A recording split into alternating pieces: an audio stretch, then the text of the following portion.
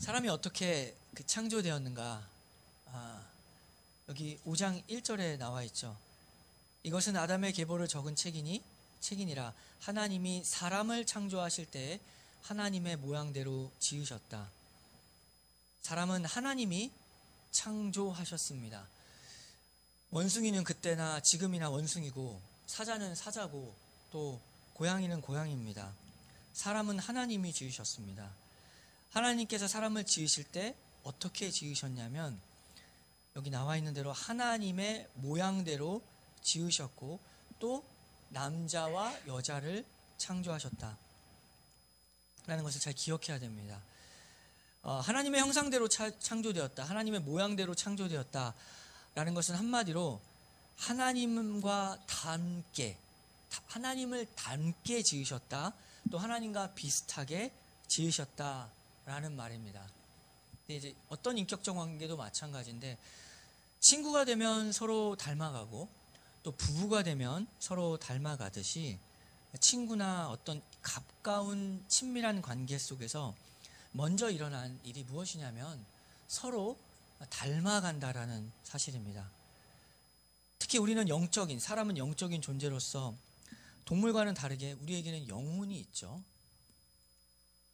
사람은 영적인 존재이기 때문에 하나님과 닮아가게 지음을 받았기 때문에 우리는 하나님을 찾고, 닮은 그 존재를 찾고, 또 하나님을 예배하고 하나님을 만날 때 우리가 참된 안식을, 지은 바 그대로 그 자리에 가는 안식을 취할 수가 있습니다.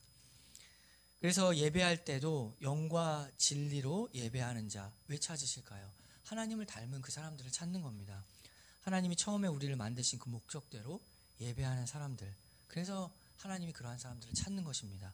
요한복음 4장 23절을 보면, 아버지께 참되게 예배하는 자들은 영과 진리로 예배할 때가 오나니 곧 이때라. 아버지께서는 자기에게 이렇게 예배하는 자들을 찾으시니라. 영혼으로, 그 다음에 진리 대신 하나님과 닮아서 영과 진리로 예배하는, 나를 닮은 그 사람들을 하나님께서 찾으시고 있는 것입니다. 그래서 우리는 예배를 드릴 때, 하나님께 예배할 때에 하나님을 닮아갑니다. 예배는 하나님께 경배드리는 것뿐만 아니라 그 시간을 통해서 우리가 기억해야 되는 것은, 예배 시간에 우리는 점점 더 하나님을 닮아가는 인생을 살아가게 됩니다. 예배는 하나님과 닮아가는 시간입니다. 직접적으로, 더욱더 삶에서뿐만 아니라 예배를 통해서 더욱 직접적으로 닮아가는 시간이죠. 세월이라는 것을 생각할 때 세월은 참으로 빠릅니다. 누구나 그것을 알고 있죠. 빠르기도 하지만 그 세월들을 우리가 그 빠른 세월들이라고 해서 결코 무시할 수 없는 것이 세월의 시간들입니다. 하나님과 함께한 시간들이 많은 사람들, 하나님과 함께한 경험들이 많은 사람들은 그것이 지금의 오늘의 삶을 살아가는 영적인 재산이 되고, 또 힘이 되고, 또 확신이 되는 것입니다. 그 걸어온 시간들이 오늘 우리가 살아가는 힘이 되는 것이죠. 그렇게 하나님의 자녀는 성장해 갑니다. 자꾸만 장성해 가는 것, 그것이 하나님의 자녀의 특징이죠. 오늘 아담의 족보, 여러 이름들이 나옵니다. 그것이 간단하게 기록되어서 무엇을 말해주냐면, 하나님의 역사는 끝나지 않는다. 사람이 보기에 지금 아벨이 죽었지만 그것으로 끝나지 않고 셋이 나왔지 않느냐. 하나님의 역사는 우리의 눈과 다르다. 하나님의 역사는 끝나지 않는다는 것을 족보를 통해서 보여주게 됩니다. 그런데 여기서 잠깐 멈추어서 어떤 한 사람의 인생을 기록하는 장면이 나와 있습니다. 왜냐하면 잠깐 주목을 해서 지금 이 하나님의 역사가 어떻게 이루어지고 있는가, 어떻게 그 열매를 맺어가고 있는가를 이제 구체적으로 보여주는 것이죠. 그가 바로 에녹입니다. 창세기 5장 21절을 보면, 에녹은 65세에 무두셀라를 낳았고, 무두셀라를 낳은 후 300년을 하나님과 동행하며 자녀들을 낳았으며 그는 365세를 살았더라. 에녹이 하나님과 동행하더니 하나님이 그를 데려가심으로 세상에 있지 아니하였더라. 다른 사람들은 한 절에 다 끝나는데 에녹은 무려 4절에 걸쳐서 그의 삶을 설명하고 있습니다. 이 사람의 특징이 무엇이냐면 하나님과 함께한 시간들이 무려 300년에 이르렀다. 그가 그 시간들만큼 하나님과 동행했고 그 시간들만큼 장성했고 또 하나님을 닮아가서 결국에는 그 정점 하나님을 닮아가서 하나님께 간 거죠. 가까이 가다 보니까 이제 아예 하나님께 완전히 가까이 가서 하늘로 불리우심을 받은 그 사람이 바로 에녹입니다. 동행한다라는 것, 우리 신앙에 여러 번 나오는 주제죠. 우리의 신앙생활하면서 여러 번 마주치는 단어입니다. 동행한다. 하나님과 동행한다. 우리 모두 하나님과 동행을 꿈꾸죠. 바로 그 가장 대표적인 인물이 에녹입니다. 동행한다라는 것은 그 뜻 자체가 같이 걸어간다. 동행, 같이 걸어간다. 부부도 그렇고 친구도 그렇고 우리가 어떤 사람과 어떻게 걸어가고 있는가, 어떻게 함께 걸어가고 있는가, 교제하는 것, 사귄다, 친구가 된다라는 것이 동행한다라는 거죠. 우리가 하나님의 자녀로서 우리의 인생을 돌아보면서 또 앞으로 살아가면서 누구와 같이 지금 걸어가고 있는가, 이것이 굉장히 중요한 문제입니다. 우리뿐만 아니라 세상도 마찬가지죠. 세상에도 이것을 굉장히 중요하게 생각해서 부모님들이 학군지 선택하죠. 다만 공부 때문이 아닙니다. 그 학군지의 아이들이 어떻게 관리되고 있는가, 어떤 아이를 만날 수가 있는가, 어떤 꿈을 꾸고 있는 아이들과 함께 있는가, 이것이 굉장히 중요하기 때문에 세상에 많은 사람들도 이사를 갈 때 이런 것들 다 보면서 갑니다. 누구를 만나고 누구와 함께 있는가. 그것이 한 사람의 인생을 결정할 수 있다고 믿기 때문이죠. 잠언에서도 이렇게 나옵니다. 잠언 13장 20절을 보면 지혜로운 자와 동행하면 지혜를 얻고 미련한 자와 사귀면 해를 받느니라. 지혜로운 자와 함께 걸어다니면 지혜를 얻는데 미련한 사람 친구를 사귀고 미련한 사람들과 함께 사귀기 시작하면 해를 받는 것이 너무 당연한 것이다. 우리가 친구를 사귈 때에도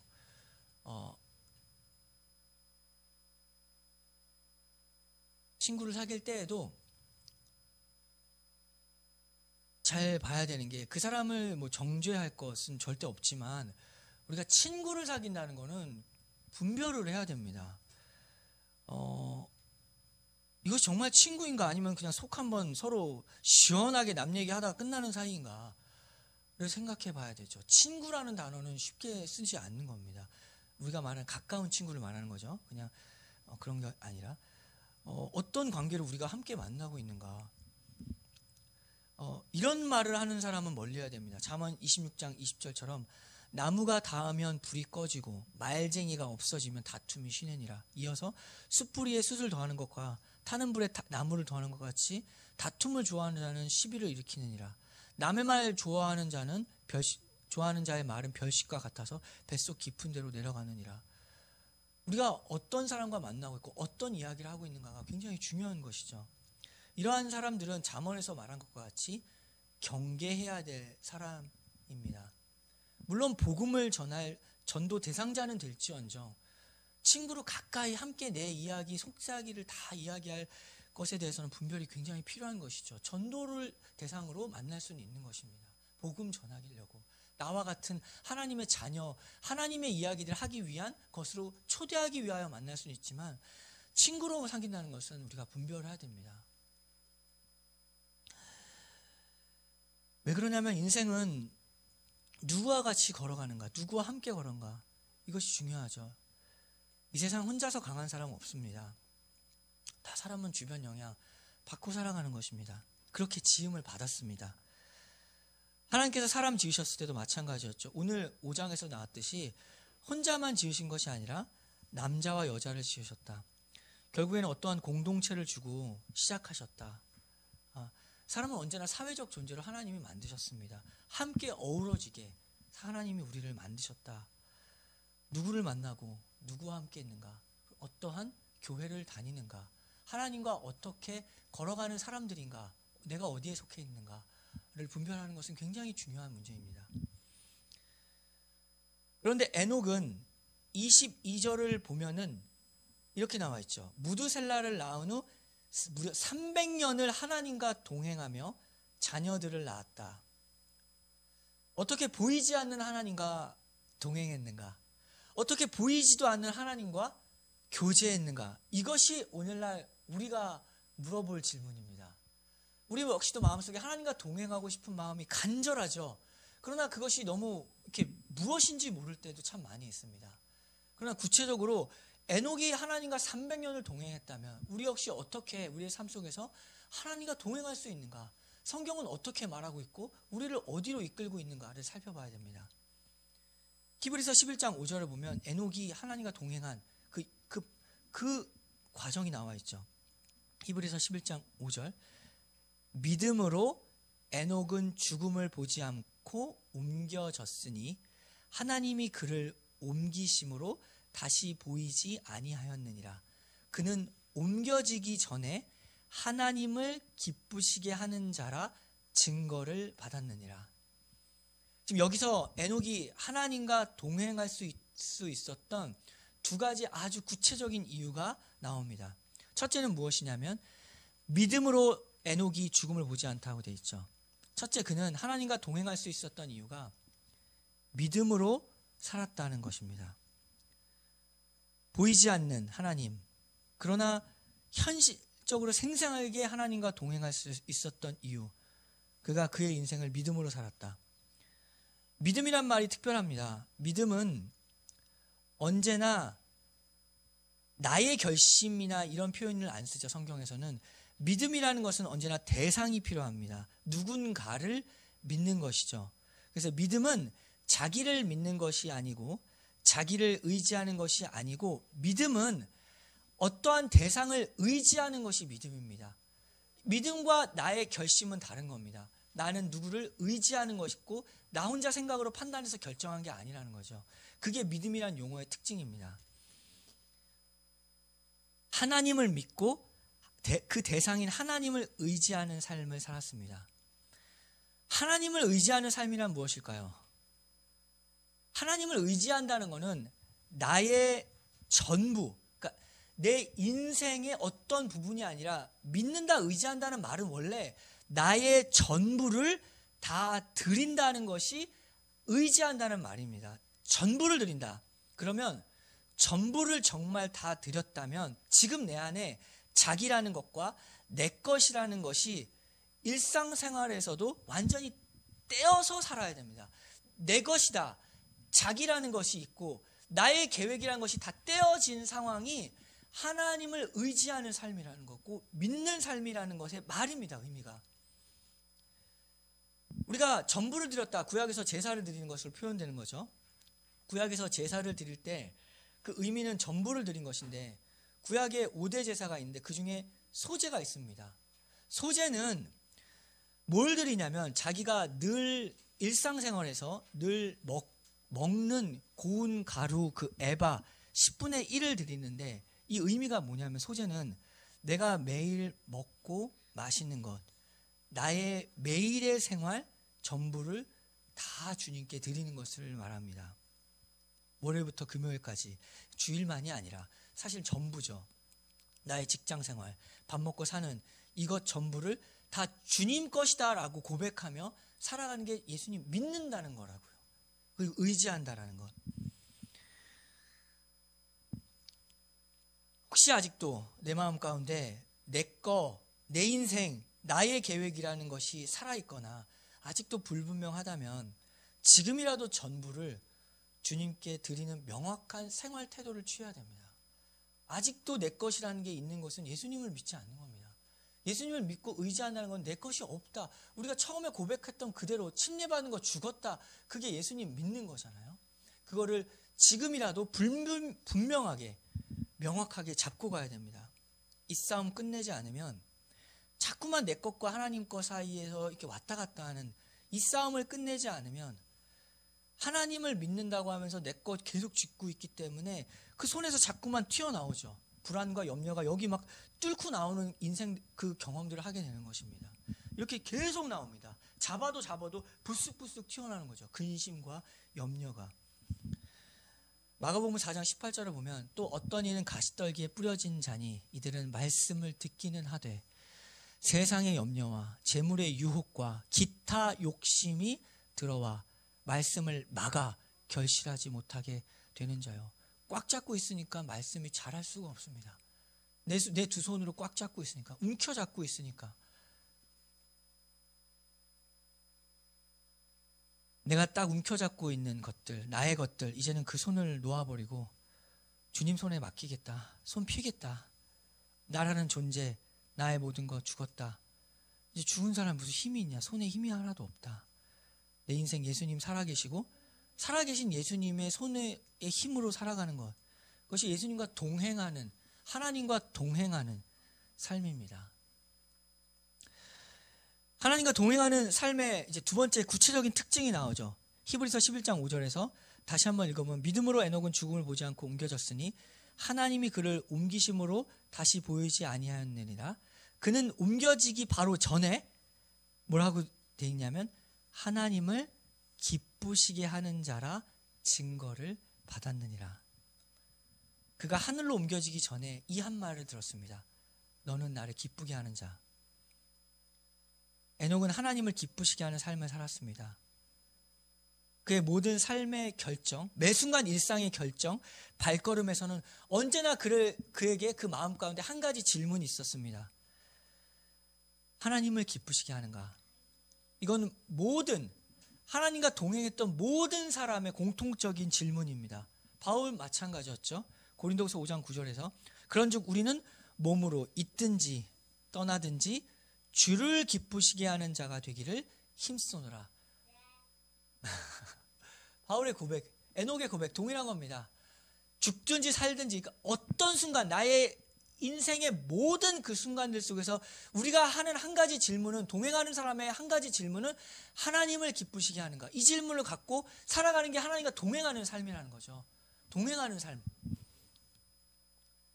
우리 인생에 수많은 선택이 있습니다. 하루에도 많은 사람 만나고 직장생활하고 또 전화하고 어떻게 말할까, 또 어떻게 행동할까.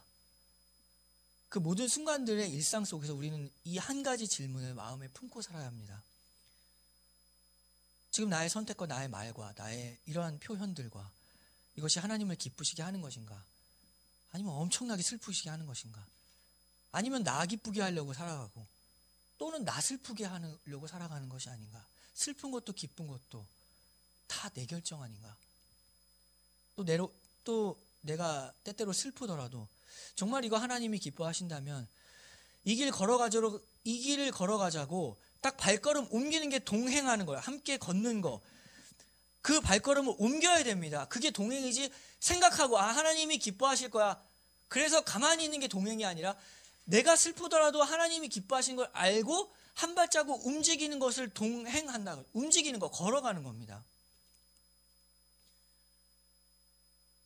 먹고 살기 힘들고 바쁜 건 에녹 역시 나와 있죠. 마찬가지였습니다. 에녹 엄청나게 바쁜 사람이었습니다. 여기 성경 나와 있죠. 그가 어떻게 살았냐면 홀로 수도원 들어가서 아무것도 방해받지 않고 하나님과 동행한 것이 아니라 그의 동행의 삶의 한 조각이 나와 있는데, 창세기 5장 22절을 보면 무드셀라를 낳은 후 300년을 하나님과 동행하며, 그 다음이 중요합니다, 자녀들을 낳았으며. 무드셀라 낳았고 또 자녀들입니다. 자녀들 낳으면서 하나님과 동행한 것. 무드셀라는 성경에 언급된 인물 중에서 가장 장수한 사람입니다. 그 에녹의 자녀는, 아들이 무려 969세 살았죠. 에녹도 자녀들 낳았고 무드셀라도 자녀들 낳아서 에녹의 삶은 그가 낳은 자녀들, 무드셀라가 낳은 손자 손녀들 다 돌보며 신경 안 쓰고 살아갈 수가 없습니다. 하나님의 사람이. 너는 네 인생사를 할 수 없는 거죠. 자기 자녀들, 손자 손녀들 다 돌아보고 산 것입니다. 정신없이 살았죠. 애 하나 키우기도 얼마나 힘든 지금 오늘날의 세상입니까? 정신없이 애들 돌보느라 살아간 겁니다. 아내와 함께 애들 다 돌아보면서 모든 일, 모든 결정에 그러한 순간들 속에서 정신없이 바쁘고 어지럽고 뭐가 뭔지 돌아가는 그 인생 속에서, 모든 일 속에서 그의 인생의 최우선은 무엇이냐면 하나님을 기쁘시게 하는가라는 이 질문을 늘 품고 살아간 그 사람이 바로 에녹이었다는 것이죠. 그것이 동행입니다. 우리가 동행을 무엇이라고 생각하는가? 거룩한 아름다운 길을 걸어가는 게 아니라 일상 속에서 그 정신없는 전투의 생활 속에서 내 마음 가운데 하나님이 기뻐하신 것이 무엇인가? 이거 별거 아닌 것처럼 보이는 그 작은 일들 속에서 하나님이 기뻐하시는가가 무엇인가를 물으며 살아가는 그 사람이 하나님과 동행한 사람이었다고요. 거대한 일을 한 게 아닙니다. 어떤 보란듯한 어떤 역사를 만들어간 게 아니라고요. 그 작은 일들, 애들 돌아보면서 하나님께 질문했던 사람입니다. 하나님 이것이 기뻐하십니까? 우리 역시도 지금 살고 있는 현재 그 바쁘고 정신없는 삶의 자리에서 하나님과 동행하기를 우리 교회가 다 그렇게 살아가기를 기도합니다. 나중에 형편 좋아지면, 나중에 안정되면, 여유 조금 더 생길 때 그때 기도하고 그때 하나님 더 잘 믿고 봉사해야지. 이렇게 미루지 않는 지금 현실을 살아가는 우리 교회 되기를 바랍니다. 오늘 제목이었죠. 바쁘니까 동행합니다. 루터가 말했다고 하는데 정확한 것은 아니지만 너무 바빠서 기도한다고 했습니다. 어떤 의미인지 알겠죠? 바쁘니까 동행하고 바쁘니까 기도하는, 이렇게 선포하며 우리가 살아가기를 바랍니다.